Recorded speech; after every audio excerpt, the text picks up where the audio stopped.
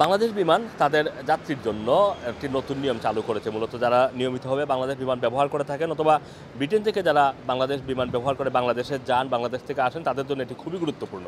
আপনারা এখন থেকে ফ্লাইটে, বাংলাদেশ বিমানের ফ্লাইটে কোনো ধরনের পাওয়ার ব্যাংক ক্যারি করতে পারবেন না।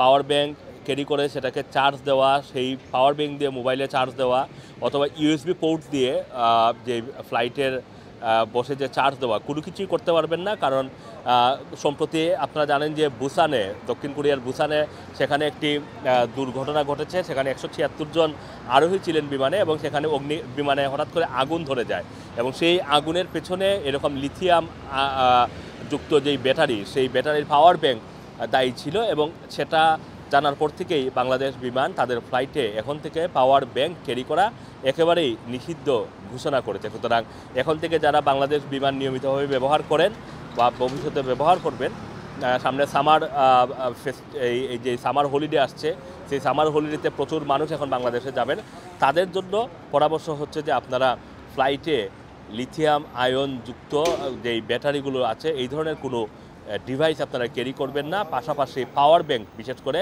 ক্যারি করতে পারবেন না। সেটা দিয়ে বিমানে বসে চার্জ দেওয়ার চিন্তাই করা যাবে না। এটা বাংলাদেশ বিমানের নতুন নির্দেশনায় বলা হয়েছে। Assam Masum, radar TV, London.